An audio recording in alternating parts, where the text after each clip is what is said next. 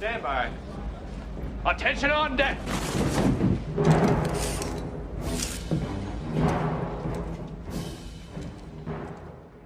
Welcome back to another Star Wars video on the channel, Troopers. Today we're going to be learning about every Imperial Stormtrooper explained by the Stickman. I already reacted to the every clone trooper video that he made, and I wanted to watch the Imperial Stormtroopers because I like the Stormtroopers to a certain extent. All the unique ones I like, but the basic ones that we always see, not so much. My favorite, honestly, it has to be the Death Trooper. I love the Death Trooper so much. But yeah, remember to like, comment, subscribe, all that good stuff to help my channel and my videos get boosted in the algorithm. And without further ado, we're gonna just go ahead and get it in 3, 2, 1, and boom. The standard stormtroopers formed the backbone of the Galactic Empire's military might. Descended from the Republic's clone troopers, these soldiers represented the transition from the Clone Wars to the era of Imperial dominance. Yeah. Unlike their clone predecessors, stormtroopers were primarily recruited from ordinary citizens of the Empire, though their training emphasized loyalty and discipline. Dressed in iconic white armor, standard stormtroopers were equipped with E-11 blaster rifles as their standard issue weapon, along with thermal detonators and utility belts containing essential survival tools. Oh, so that's what it is at the back. While their armor provided limited protection and was criticized for its mobility constraints, it was designed to project the intimidating image of Imperial power across the galaxy. Similar to Star Destroyers and TIE Fighters, stormtroopers stood as relentless symbols of Emperor Palpatine's absolute power across the galaxy. Despite being known for their less than stellar aim in popular media, stormtroopers were a versatile force that could adapt to a range of combat scenarios. A wide misconception is that they were the standard infantry unit of the Empire, even though stormtroopers were technically elite soldiers, while the lesser-known Imperial Army troops were the main infantry force of the Empire. I mean, you can't really expect a lot of people to know that off the bat because we are introduced to them in the very first Star Wars movie, and they're shown pretty much everywhere. These guys aren't really shown that much. The first time I've ever seen them was when I watched Andor. So, I mean, these guys considered as elite, you can't blame me for not believing that. So, in a sense, the stormtroopers are actually the elite. That is, until they face an Ewok. True, see? TK Stormtroopers, or TK Troopers, were the first generation of non-clone stormtroopers of the Galactic Empire. Yeah. Recruited from across the galaxy as shown in the Bad Batch. Away from reliance on clones. Their training was overseen by elite clone commandos at a secret Imperial facility on the planet Daro, which was established following the success of non-clone soldiers during the Battle of Onderon, in which they burned some civilians alive. Yeah. So much for success in the Empire's eyes. The cooler you are, the better. That's this fair. program, hidden from the Imperial Senate, housed the first 1,000 recruits, marking the initial wave of naturally born conscripts. They marked the transition from the Republic's clone army. They wore prototype armor with helmets based on the cancelled Phase 3 clone trooper design, and were armed with DC-15A blaster carbines. Honestly, if you ask me, I like the TK troopers way better than your standard stormtrooper. Like, not only is their armor just cooler looking, I just think they were just better, all things considered. And I am happy that with the upcoming mall show, they are coming back, or like making a comeback. And hopefully this means that we'll finally get them in action figure form, because I want one in 6 inches and I want one in 4 inches. That's all I want. Mainly just because of the toys. That's why I like them so much more than the regular stormtroopers. Scout troopers were specialized reconnaissance units within the Stormtrooper Corps, trained for scouting and reconnaissance missions, sneaking up on enemy positions and reporting these back to their commanders. Recognizable by their lightweight armor and distinctive helmets, which offered enhanced visibility and targeting optics, Scout troopers were often seen patrolling on speeder bikes such as the 74Z model. Their mobility and precision allowed them to serve as both forward scouts and fast attack skirmishers during ground battles. Their training included survival skills and independent operations, making them effective in situations requiring stealth and adaptability. I see. They were equipped with EC-17 holdout blaster pistols, which they could holster in their boots, as well as with the DLT-19X sniper rifles as support during ground skirmishes from above. There are also two subtypes of scout troopers, these being the forest troopers and cave troopers. The forest trooper was equipped with modified armor with camouflage patterns and muted green tones to blend seamlessly into forested terrain. Their gear also included environmental adaptations such as enhanced filtration systems for protection against forest-specific hazards, like spores or toxins. Cave troopers were trained to operate in subterranean operations in caves, mines, and other underground environments. Outfitted with reinforced armor capable of withstanding low light and high-pressure conditions, these troopers were equipped with advanced multi-spectrum visors to navigate pitch-black tunnels and identify threats lurking in the darkness. Cool. And again, scout troopers are skilled on paper. Well, that is before Disney started writing them, that is. That is so true. Disney pretty much butchered the scout troopers. Don't know why, but maybe they just see the scout troopers as just your everyday expendable soldier.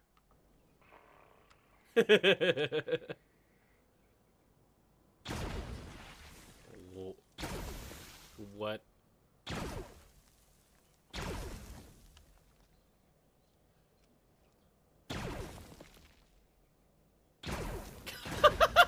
This is so sad to watch. Heavy weapon stormtroopers, or heavy troopers, were specialized...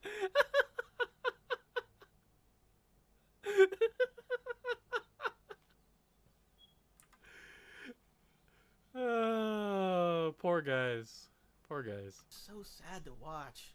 Heavy weapon stormtroopers, or heavy troopers, were specialized infantry units within the Imperial military, equipped with high-powered weaponry designed to inflict maximum damage on enemy forces or fortifications. Identified by their reinforced armor and heavy-duty backpacks for power supply or additional ammo, these troopers wielded weapons like the DLT-19 Heavy Blaster Rifle, the T-21 Light Repeating Blaster, or the deadly Z-6 Rotary Blaster Cannon. My beloved. They were also one of my favorite troopers to deploy in the mobile game Star Wars Commander. God, that brings back memories. I, of course, had an Imperial base. That's a but game? The Stormtroopers just look far cooler than whatever the Rebels had. Yeah, that's true. ATST, Dark Troopers, Darth Vader. Why would someone ever pick the Rebel side where you get the rusted AT-RTs and almost comically looking AATs? Yeah, going Empire is a no-brainer there. True. Too bad it's been shut down now, but man, was that a fun game at the time. Just look at this. Oh, that is sick. How have I not known this I'm just game? going for the loot right now. Did you guys see all the Stormtroopers? If you've ever played that, That let looks me know in sick. the comments What? down below. Sand Troopers were the Empire's desert specialists, adapted to survive and operate in harsh, arid environments like Tatooine. Their standard Stormtrooper armor was modified with built-in cooling systems, moisture seals, and additional equipment like shoulder pauldrons to signify their respective ranks. Sand Troopers carried E-11 blaster rifles, but were often also equipped with DLT-19s or T-21s for versatility in the vast desert landscapes. These are also the guys that triggered the most famous line for the competency of all the Stormtroopers. And these last points, too accurate for sand people. Only Imperial Stormtroopers are so precise. What made them stand out was the weathered, dusty appearance of the armor. Their standard gear included survival packs with rations, water, and navigation tools to help them endure the barren conditions. On Tatooine, they were often seen riding the local dewbacks to get across the sand, and I've got to say, it looks quite comfortable riding one of these guys. These dewback In a way. as they were called, rode the dewbacks into battle, attacking enemy fortifications and even engaging against rebel attack tanks. What? Well, that's what sick. they did in aforementioned game Star Wars Commander. Oh, I don't know how okay. feasible that would be in real life. I Yeah. imagine the tank would just blow the dewback and the sand trooper on it away with ease. They are also the best looking Lego Stormtrooper minifigure, I think. Coming with a pauldron, the weathered look and all, that's a recipe for a great looking Stormtrooper. Okay, so I'm assuming that Stickman really loves his Legos. I'm more into the Hasbro action figures, but I can respect the Legos. But only the old design, that is, as I really don't like the new Lego Stormtrooper design. Just look at this. Far worse, right? Yeah. Jump Troopers, also known as Rocket Troopers, were highly specialized Stormtroopers trained for aerial combat. Equipped with jetpacks, these troopers could execute rapid strikes and engage enemies from above, making them a versatile force on the battlefield. Their armor came in a lot of different variations, either being a variation of the standard Stormtrooper design equipped with a jump pack, or the more well-known version with a specialized helmet with breathing tubes for higher altitude engagements. Okay. Their armor often displayed a sleeker profile to reduce drag during flight. Jump troopers typically carried E-11 blaster rifles or RPS-6 rocket launchers, Really? providing them with firepower to take out any enemy ground vehicle and fortification. Out of all the pieces of media that I've seen so far, I haven't played all the games, but I've never seen a jump trooper with a rocket launcher. You'd think that we would have seen it in Rebels, but maybe I need to go back and rewatch Rebels because I don't remember them ever having a rocket launcher. They are also super annoying to play against in the 2017 Battlefront. Skilled with True. them, flanking everyone and easily flying away again. So annoying, but yeah, super effective. Yeah. Patrol troopers were a swift and agile division of the Stormtrooper Corps, tasked with maintaining order and responding to threats in urban and industrial areas. Outfitted with lightweight, So they were basically the military police of the Imperial Stormtrooper Corps. And I will say, I do like their armor. It's that black on white just... It looks so much better than your standard stormtroopers. Like, why couldn't these guys be like, I don't know, more on the front lines, if you ask me? I feel like these guys can do way better than your standard stormtrooper. Streamlined armor designed for speed and maneuverability, these troopers were often seen on CPH speeder bikes, allowing them to cover large areas quickly. Their primary role was crowd control, enforcement of curfews, So they were and riot the troopers, rapid got pursuit it. of criminals or rebels within city environments.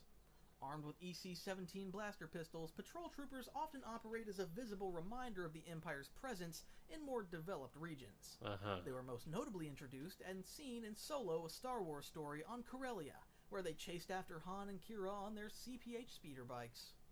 Shock troopers were elite units within the Imperial Stormtrooper Corps, recognized by their red-striped armor.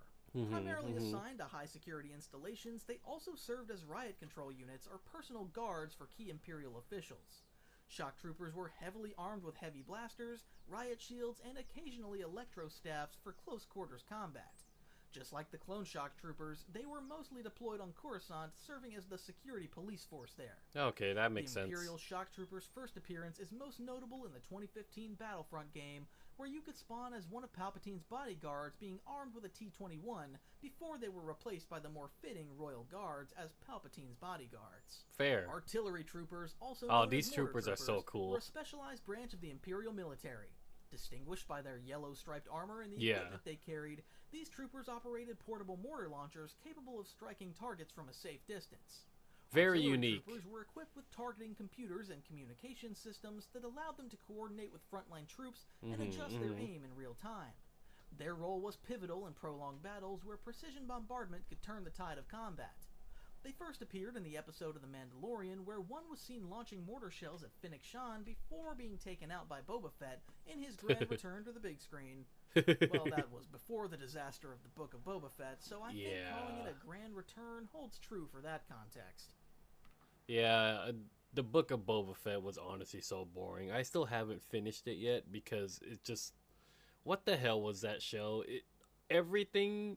All those episodes from the Book of Boba Fett should have just been in The Mandalorian. There was no reason to give him his own TV show. That was honestly horrendous. Snow troopers, or cold weather assault stormtroopers, or snowies, which is how they refer to themselves, funnily enough, really? were trained and equipped to operate in extreme sub-zero environments like the frozen wastelands of Hoth. Being descendants of the clone cold weather assault trooper from the Republic era, they were outfitted with insulated white armor, complete with thermal bodysuits and extended face coverings. Near the center of their breastplate, I like the were clones all a the little bit controls better, for the though. Completely self-sufficient troopers' life support systems. The troopers' backpacks were also a vital component of their gear, containing the primary heating unit, power cell, communication system, and a homing beacon.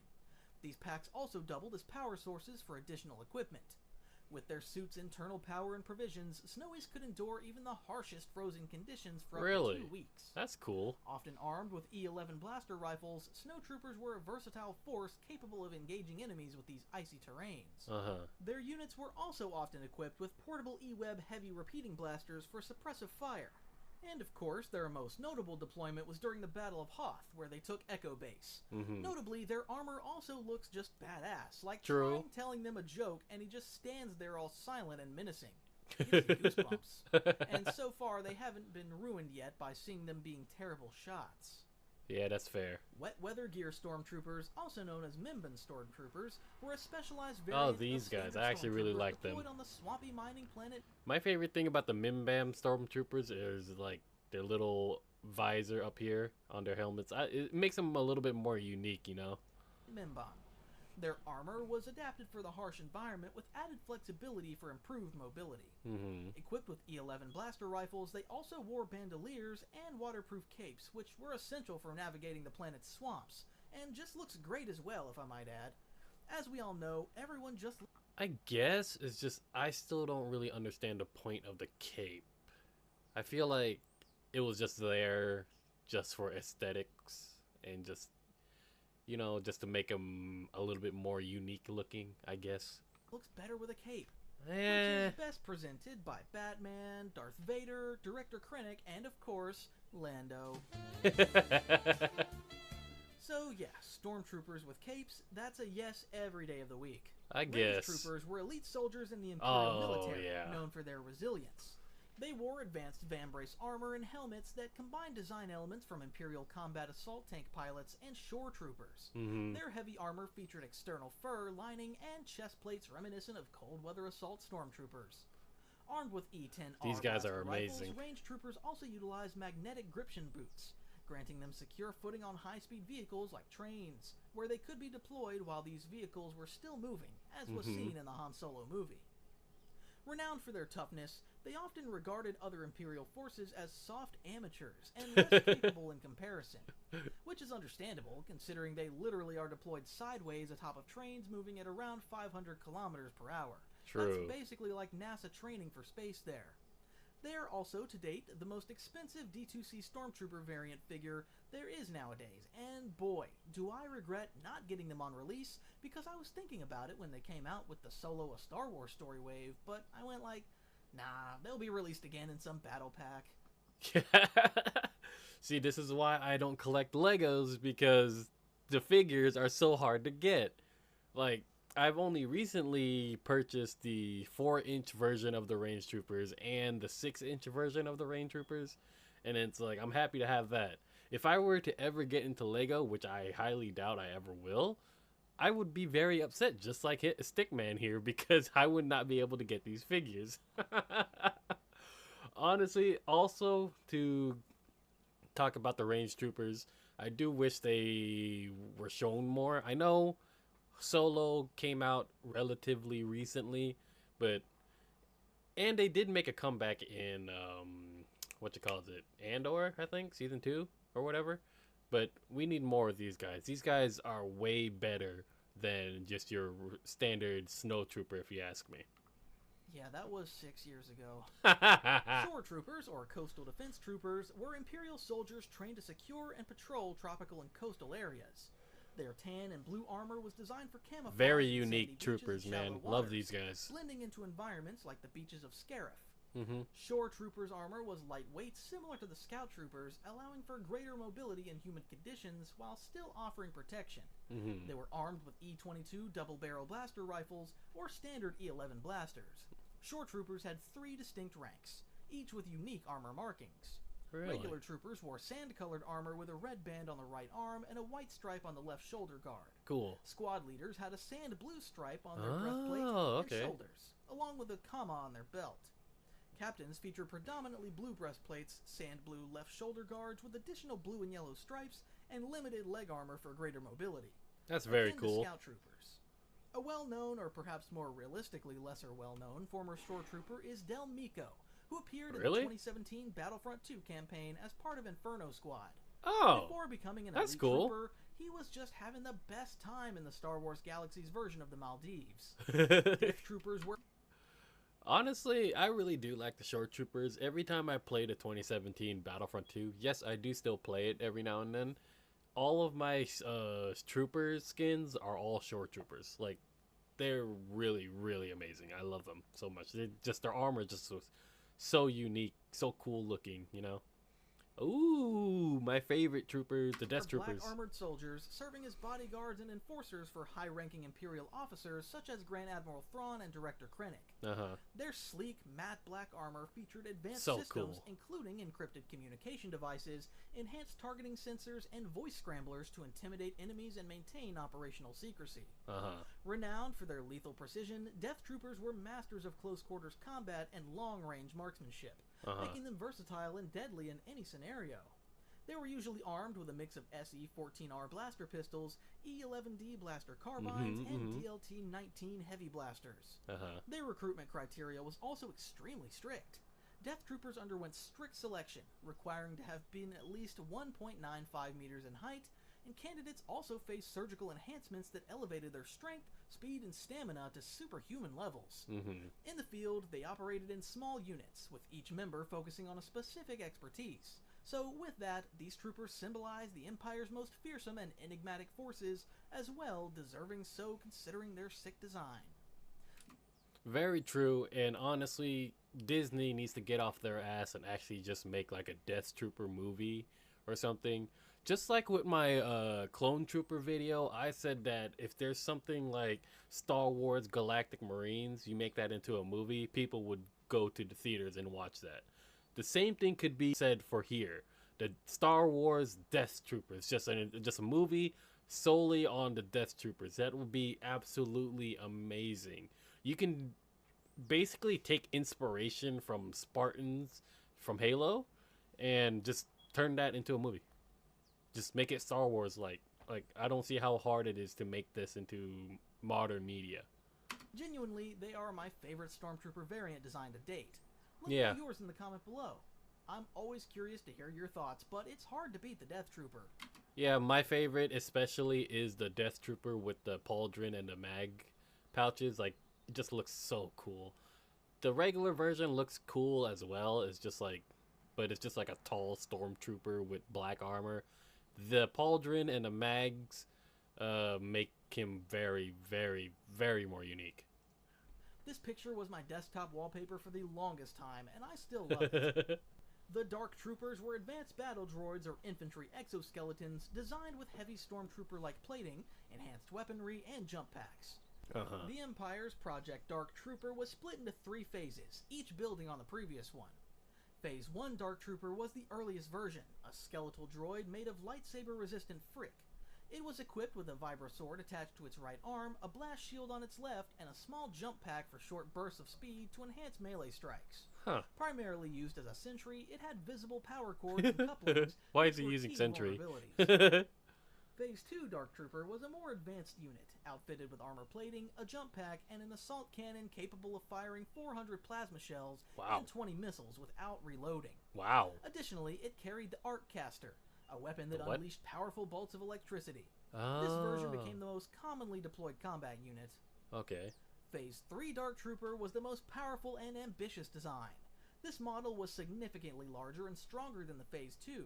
Intended to serve as the next generation of Stormtrooper armor, it could be operated as an autonomous droid or worn as a battle exosuit. Really? Only 3 prototypes were created, and it was never fully deployed before the fall of the Empire. Fair. The Dark Troopers seen in The Mandalorian are now supposedly fully developed Phase 3 Dark Troopers, however, they don't have the function to be worn as an exoskeleton and are droids instead. They had built-in rocket boosters, allowing them to fly in space and in atmosphere, and their armor was impenetrable by blaster fire. True. The Dark Trooper program established Dark Troopers as the Empire's most powerful foot soldiers, combining their formidable combat capabilities with an intimidating appearance to reinforce their dominance on the battlefield.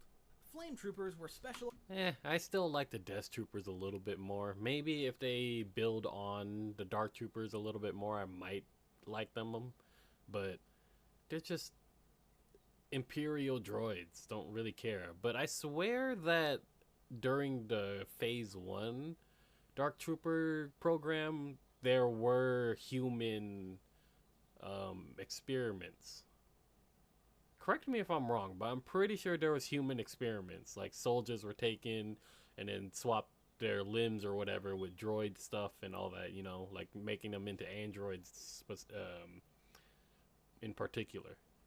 units within the Imperial ranks, trained to wield flamethrowers for devastating close-quarters combat. Whoa, are these the action Outfitted figures? with reinforced armor capable of withstanding heat, Dude, looks these cool. troopers were equipped with flamethrower packs that carried an ample might start supply of looking for flammable these gel guys. to unleash streams of fire. Flame troopers were invaluable in missions requiring the destruction of structures or elimination of hazardous flora and fauna. Incinerator troopers were an even more specialized subset of flame troopers, distinguished by their red striped armor. Unlike the flame I still need to troopers, whose buy focus one of was these more for on a flora 6-inch. and fauna, the incinerator troopers' focus was on live combat. Incinerator troopers excelled in urban warfare, clearing buildings, trenches, and tight spaces with enemies in them. Their armor included enhanced thermal shielding, ensuring they could operate in the intense heat of their own flames. So basically like an executioner from hell, burning people alive. Truly sadistic, the people that signed up for this job. TIE fighter pilots were the lifeblood of the Imperial Navy, manning the Empire's vast fleets of Your TIE basic fighters for pilot. space combat. From TIE fighters, TIE bombers, or even the TIE crawler, those guys manned the cockpits. Clad in black, pressurized flight suits equipped with life support systems, these pilots could operate in the vacuum of space for extended periods. Their helmets were also fitted with advanced targeting displays and oxygen supplies. Internally in the Empire, they were referred to as coffin jockeys due to their high mortality rate, as the TIE fighters' lack of shields made them rather invulnerable. Their comeback to being called coffin jockey was to call the regular stormtrooper groundhogs. You tell me if this was a great comeback. I don't really think so, to be honest. No, not AT-AT really. pilots were an elite unit selected exclusively from battle-hardened soldiers to commandeer the fearsome AT-AT Walker. Their personal arsenal included a blaster pistol, thermal detonators, and grenades. Since the complex AT-AT could not be entrusted to droids, pilots underwent rigorous simulation training, making them experts in operating the massive walker. Because of that, they had a sense of superiority stemming from their perception of the AT-AT as an unbeatable war machine, with its mere presence instilling fear and intimidation. AT-AT pilots wore specialized insulated suits designed to protect them. Their uniform consisted of a fully white, insulated jumpsuit paired with a reinforced helmet and a chest-mounted life support system. Their design is very similar to the TIE pilots except for a few details in the markings.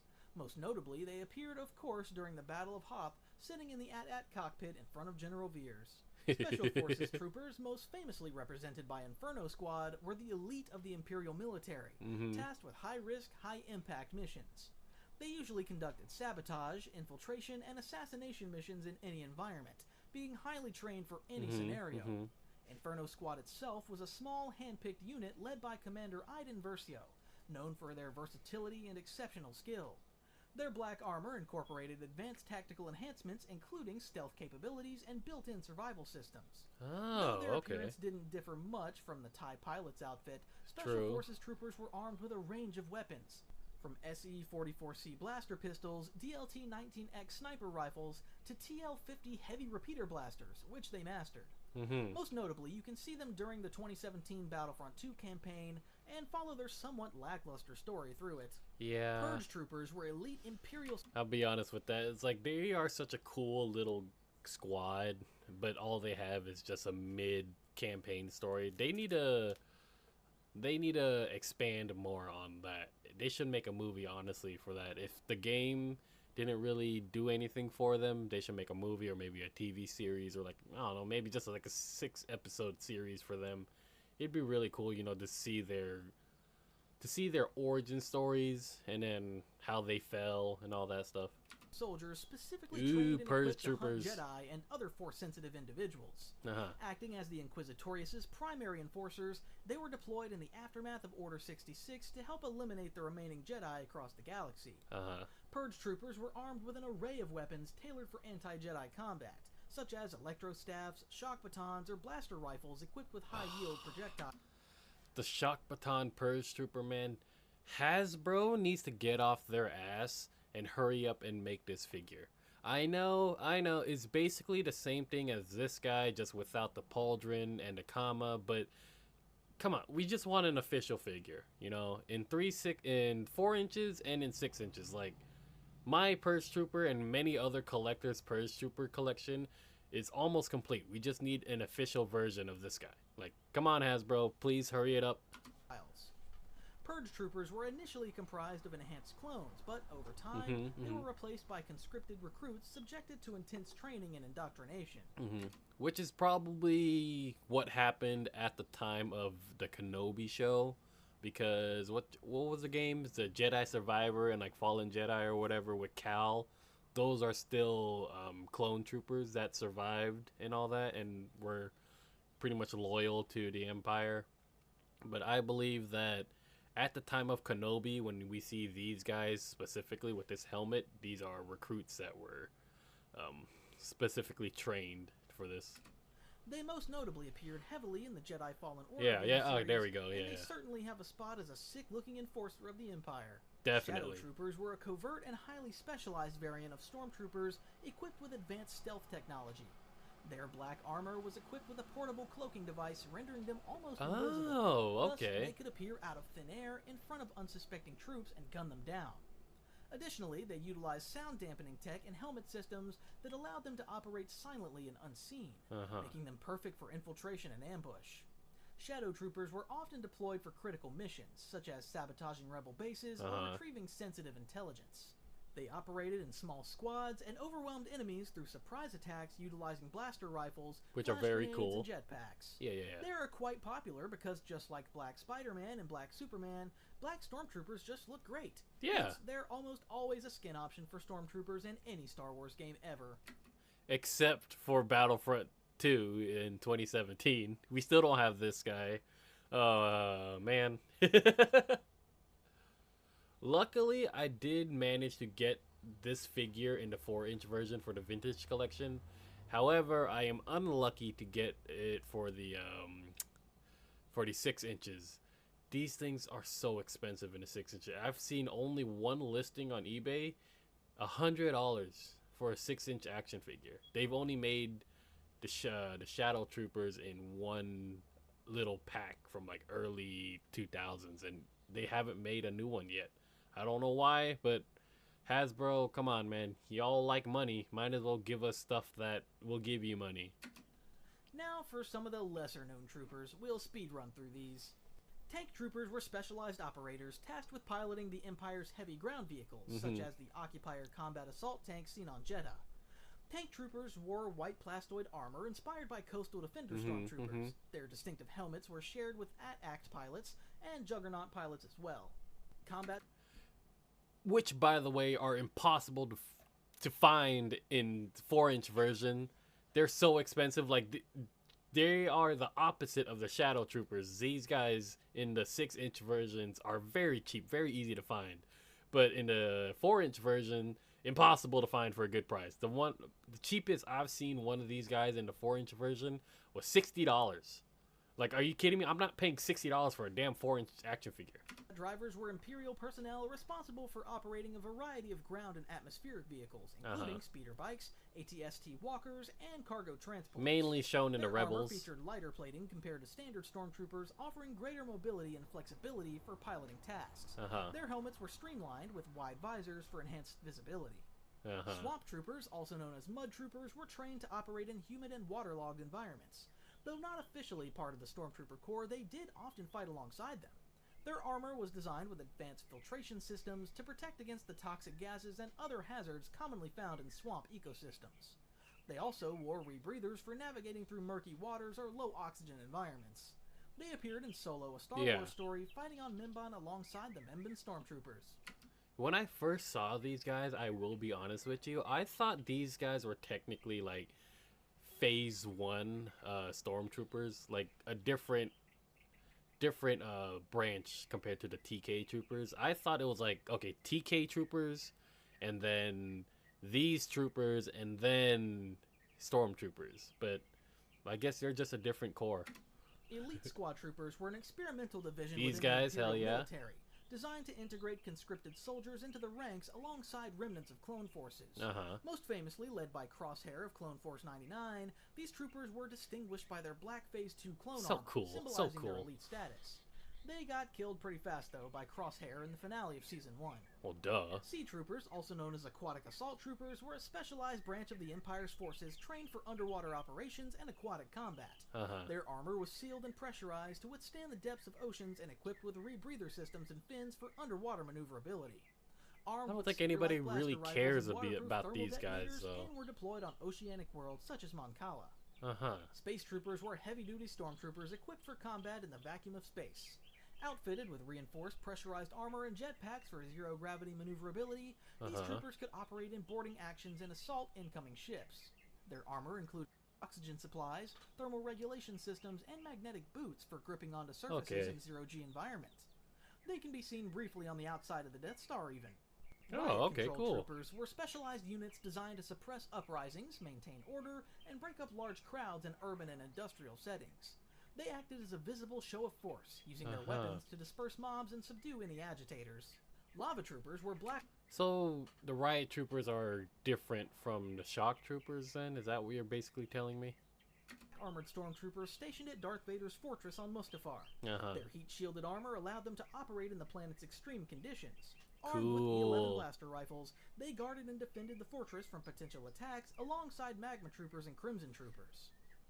I bet you these guys were bored as hell throughout the Empire's reign. Yeah, it's like cool you guys get to stand around, not do anything, just basically protect the fortress of Darth Vader, but it's like no combat, no nothing. It was like, what's the point?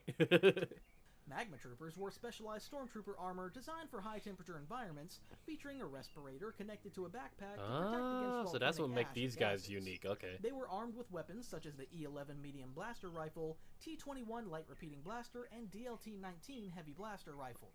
They can be seen in the 2015 Battlefront when you play on Solust. Really? Crimson Stormtroopers were elite Imperial troops specially trained to operate in volcanic environments. Unlike Lava Troopers and Magma Troopers, they were distinguished by their striking crimson red armor, designed to keep them cool during combat, and were most likely Disney's inspiration for the later Sith Trooper of the First Order. True.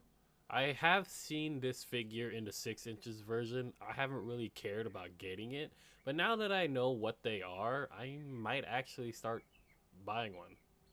Or start looking for one. Because I do have like the carbonated silver version.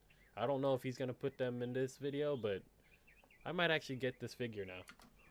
Scar Troopers were elite soldiers in the Stormtrooper Corps who operated as small, highly trained squads specializing in infiltration, sabotage, and high-risk missions. Each member of a Scar Trooper unit was equipped with personalized armor and gear tailored to their specific role, such as sniping, demolitions, or heavy weapons. One notable unit was Task Force 99, a squad of Scar Troopers commanded by Sergeant Creel. Rocket launcher troopers... If you guys still don't know what they are, they're basically the Empire's version of the Bad Batch. They're really cool, and I do like their figures. Sergeant Creel has been released for a while now, and that one that you saw with the jetpack, he's been released. And they're releasing 2 others, but honestly, I don't really care to get them, because if I get them, I have to get the Bad Batch, and I don't want to get the Bad Batch in 6 inch, so it's... I don't know, we'll see. Were a specialized variant of Imperial Stormtroopers equipped with heavy weaponry designed for anti-vehicle and fortification purposes. Armed primarily with rocket launchers, they provided firepower capable of taking down armored targets and entrenched positions. Their armor featured additional padding and reinforcements to protect against the shockwaves and heat generated by their weaponry. Stormtrooper Grenadiers were specialized Imperial troopers armed with grenade launchers capable of firing Class A thermal detonators. Really? They were distinguished by a red pauldron, a black bandolier across their chest, and a red symbol on their right shoulder plate. What the hell? There was literally... Really? That's a Stormtrooper Corps? Or like a Stormtrooper job? Just to be a Grenadier? That's kind of lame. Commandos, also known as Imperial Commandos. These guys right here, yeah. Special forces of the Imperial military. Operating in small squads of 3 to 6, they emphasize stealth and covert operations over brute force. Their training focused on covert assaults, precision strikes, and targeted missions, including capturing enemy leaders, destroying key facilities, and assassinations. And that's it. Every Stormtrooper variant there is. Let me know if I missed any and check out my I'm other sure there videos. are a few. I'm I'm sure he missed a few. I can't think of any. Maybe besides like the silver Stormtrooper, but I'm pretty sure that's just for the action figures. Anyways, hope you guys enjoyed the video, and I'll catch you guys in the next one. All right.